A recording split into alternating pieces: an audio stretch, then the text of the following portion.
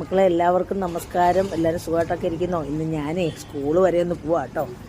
എന്തിനാന്ന് വെച്ചാൽ എൻ്റെ കൊച്ചുമോളുടെ സ്കൂളിൽ, എൻ്റെ കൊച്ചുമോളെന്ന് പറയുമ്പോൾ എൻ്റെ ചേട്ടത്തിയുടെ കൊച്ചുമോൾ, അപ്പോൾ കുഞ്ഞിൻ്റെ പ്രോഗ്രസ് പിന്നെ കാണിക്കാൻ വേണ്ടി പേരൻസൊക്കെ ചെല്ലണം.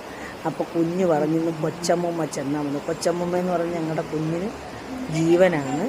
അപ്പോൾ കുഞ്ഞ് എൻ്റെ ചേട്ടത്തിയുടെ മോക്ക് ആവാതിരുന്ന് 13 വർഷങ്ങൾക്ക് ശേഷം കിട്ടിയൊരു ചക്കര മുത്താണ്. അപ്പോൾ കുഞ്ഞ് പറഞ്ഞിന്ന് കൊച്ചമ്മൂമ്മ എൻ്റെ സ്കൂളിൽ പോയോ. അങ്ങനെ സ്കൂളിൽ ചെന്നു. ഓരോരോ ടീച്ചേഴ്സിനെയും കണ്ട് കുഞ്ഞിൻ്റെ വിവരങ്ങളൊക്കെ പറഞ്ഞ് മിടുക്കിയാണ്. കുഞ്ഞ് മിടുക്കിയാണ്, ക്ലാസ്സിൽ ഫസ്റ്റാണ്, എല്ലാം കേട്ട്. അപ്പോൾ കുഞ്ഞിനെ കാണുന്നില്ല. ഓരോരോ ക്ലാസ്സിൽ ചെല്ലുമ്പോഴും ഞാൻ വിചാരിച്ചു കുഞ്ഞ് ക്ലാസ്സിൽ കാണുമല്ലോ. അങ്ങനെ ലാസ്റ്റ് ഒരു ക്ലാസ് ചെന്നപ്പോൾ ഞാൻ ചോദിച്ചു കുഞ്ഞിനെ കണ്ടില്ലല്ലോ, കുഞ്ഞെന്ത് ചെയ്യും?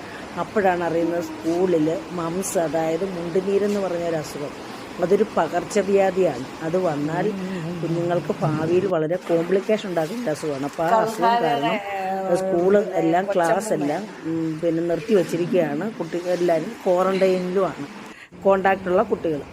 അപ്പം അത് കേട്ടപ്പോൾ എനിക്ക് വിഷമമായി. അയ്യോ കുഞ്ഞിനെ കാണാമായിരുന്നല്ലോ, ഇവിടെ വന്നാലും ഓർത്താൽ ഞാൻ വന്നത്. കുഞ്ഞിനെ കാണണമെങ്കിൽ ഇനിയും പോകണം.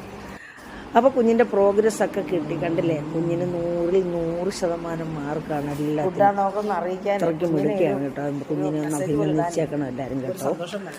അപ്പം ഞങ്ങൾ ക്ലാസ്സിലെ ടീച്ചറിനെയൊക്കെ കണ്ട്, പിന്നെ എനിക്ക് വിഷമമായിപ്പോൾ. ഇനി കുഞ്ഞിനെ കണ്ടെങ്കിൽ 4 കിലോമീറ്റർ പോകണം, എന്തായാലും പ്രോഗ്രസ് കൊടുക്കണമല്ലോ. അപ്പോൾ അങ്ങനെ ക്ലാസ്സിലെല്ലാം ചെന്ന് എല്ലാവരുടെ അഭിപ്രായമൊക്കെ കേട്ട് സന്തോഷത്തോടെ ഞാൻ വീട്ടിലേക്ക് മടങ്ങുകയാണ് മക്കളെ. ശരി.